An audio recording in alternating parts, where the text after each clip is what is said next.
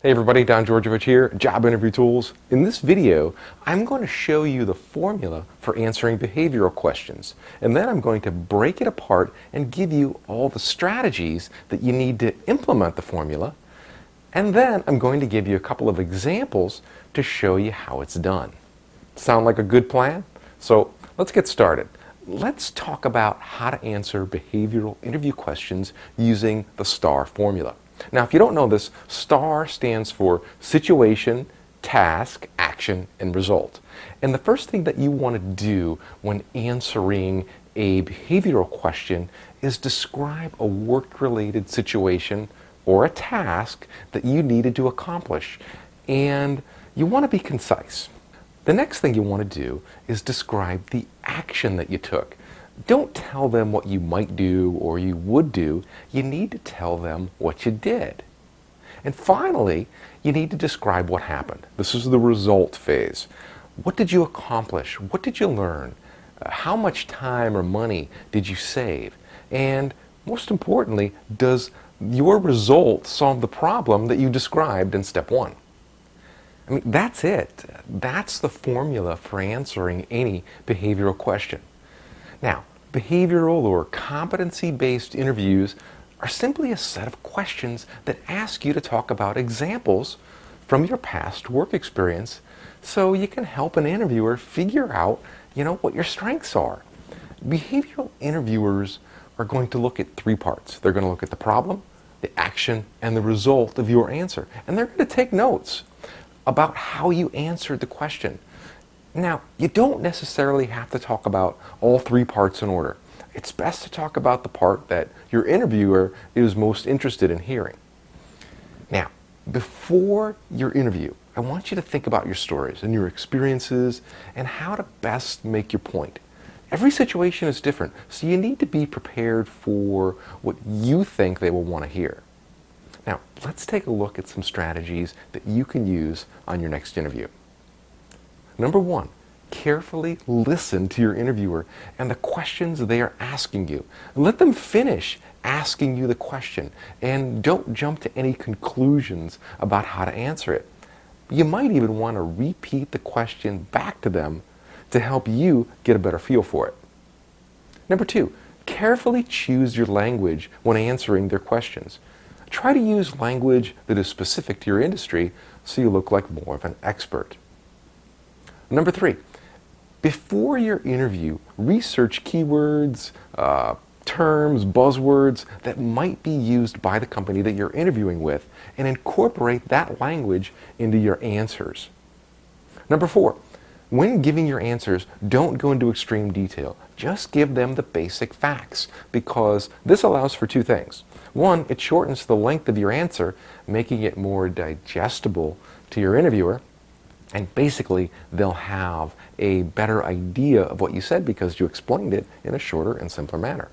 Number two, a shorter answer allows your interviewer to ask follow-up questions about some of the details. And now this gives you the opportunity to further demonstrate your competencies by answering those specific questions. And you'll see what I mean in my examples that I give later in this video. Okay, back to the list. Number five. Carefully choose examples from your past that you want to talk about. And I say that because if you're unwilling to go into detail about certain topics, then avoid bringing those up in the first place. Number six, one of the best tips I have for you is not to blame anyone for failure when answering an interviewer's questions. Even if someone else is to blame, it's your goal to remain positive when answering their questions. Companies don't like to hire people with a negative influence and who fail to take responsibility for their actions. The only person that you can blame is yourself. Everyone else is off limits. You're not there to defend yourself. You're there to get hired. So don't act like you're there to defend yourself. Number seven, the best way to answer their questions is to talk about the most important part first. This strategy simply applies to our human nature. We like to hear the best part first as it keeps us interested in the conversation.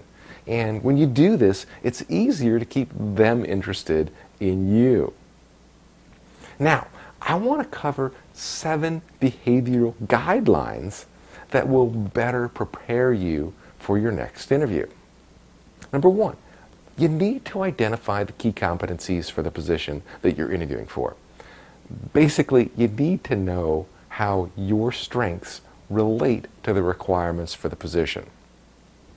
And number two, look back to your work history.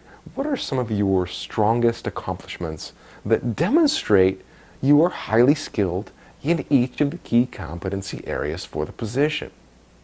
Number three, it's best not to list all of your accomplishments on your resume, so you have other accomplishments to talk about during your interview. Number four, choose accomplishments that are relevant to the job, that fully demonstrate your skills. Don't talk about unrelated strengths because they don't want to hear them. They want to hear what's related to the job. Number five, think about the best way you can explain your accomplishments to an interviewer. Number six, try not to prattle on with your answers. Keep them short and to the point.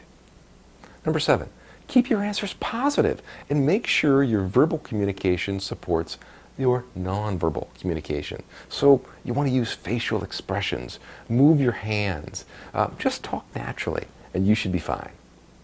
Okay, that covers the top 7 guidelines. Now let me show you how to implement them. Let's take a look at a couple of example behavioral questions. Here's a good one for you. Give an example of a time you had to take charge in changing a corporate policy. Now first, we're going to start off by describing the situation or the problem. So here we go. At Fidelity, when I took over the senior fund manager's position, I found the other financial managers were not very aggressive and had a tendency to play it safe with one of our 529 fund portfolios. Being conservative was good because the fund did not lose any money, but at the same time, it had a very low return rate. Then we're going to go into the action part. This is where we tell them what we did. So for the next 9 months, I worked towards educating other fund managers about diversifying and taking about 20% of the 529 fund and putting it into hedge funds and various other investment strategies with the hopes of boosting the fund's performance. I worked directly with all of the managers and showed them the benefits as well as the mitigated risks of my plan. Now we're going to go and we're going to give them the result. We're going to tell them how it worked out. Here's the result. We received support from upper management and the CEO of Fidelity to change our policy and allow up to 20% of the 529 portfolio to be invested with hedge funds and other more risky investments. Within a 12-month period, fund performance was up 17%. And that's it. That's all you have to do. A short and sweet answer is all that is needed to satisfy the interviewer for a question like this. Now, if you noticed, I tied the result back to the original problem. The problem was low fund performance. The action I took was to educate fund managers to be more aggressive. The result was improved fund performance. Pretty cool, huh? That's what you want to do. So let's do another one so you get the hang of this. Here's the question. If someone on your team didn't do his job, how did you resolve this problem? Now, the key to answering this question is by using an example from one of your past jobs of how you've had this problem before and what you did to resolve it. So here's the situation. Back at General Electric, my work depended on this other guy getting his work done. So by him not doing his job, he made me look bad. And the last time this happened, our whole team was at risk of missing an important deadline if he didn't pull through. Then we want to tell them what we did to solve the problem, the action part of our answer. I scheduled some time to speak with him in an attempt to find out what was slowing him down. And as it turned out, he was confused and not clear of what was expected of him, and he did not know how to move forward. I then helped him prioritize his tasks to where it made sense to him. So for the next 2 weeks, I paid more attention to him, and I made it a priority to stop by his desk and follow up with him to make sure that he remained on track. And now we're going to go in, we're going to give him the result. We're going to tell him how the whole thing worked out. Here's the result. This only took an extra 20 minutes out of my day, but was well worth it because we completed our project on time. I also didn't have to talk with his supervisor to get this done. It was just a small case of where one of my coworkers was falling a little behind, and I'm glad I was there to help him get back on track. So that's it. That's a perfect answer to a question like this. So to recap, the problem was the risk of missing future project deadlines. The action was simply education. And the result was the avoidance of a missed deadline because the project was completed on time. Do you see how the result ties back to the problem? In both of these examples, my answers are very short, but they're to the point, and you can do the same. So let's take a look at some behavioral questions you are likely to face on your next interview. Here's a good one. Describe a situation in which you felt you made a good decision and yet the consequences were less than desirable. How did you handle it? Here's another. Describe a time when you had multiple projects to complete with minimum human and fiscal resources. What did you do? How did you make the decisions? Give an example of how you handle ever-changing priorities and multiple assignments. Now, some of these questions you will get and others you won't. But what I did was I put a link on this page to a complete list of behavioral questions that you might get asked. Now, some of them, they'll be similar to this. They'll come in different forms, all shapes and sizes, so you need to watch out for them. But just being exposed to them in this video is a sneak peek of what's coming at you and what you should be preparing for. So to help you with all these crazy behavioral questions, I've developed a special program called the Interview Answer Accelerator. And in this program, this is where you can send me your answers to behavioral and identity questions via email, and I'll review your answers to these questions to make sure that your answers are making the grade. And then I'll reply back with my comments and advices for how you can improve your answers. I'll talk to you more about this program in the last video. And if you're interested in getting my take on your answers, you can sign up for that. It's really inexpensive right now, but if that's something that you want, don't wait around too long either, because the program fills up really fast because I can only handle about 25 new student registrations at a time. Well, that's all I have for you today. Be sure to let me know what you think and leave me a comment. Tell me if you've recently had a behavioral interview and what happened. What did you do?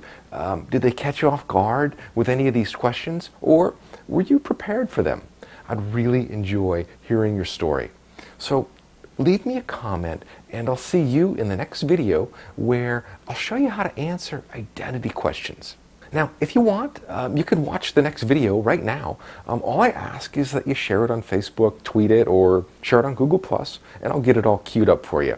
Or you can wait a day or two, and I'll send you an email with a link that'll take you directly to that video. I'll see you soon. Hi, Don. This is Karen. Thank you so much for helping me out with getting the new job. I start my new job, and anyway, I really appreciate it. I got a promotion out of it, and I really appreciate all your help and emails with a few questions that I did have. And the guide was very, very easy to follow, and I directed a few people, some of my friends, to your website. So thanks again. Bye-bye.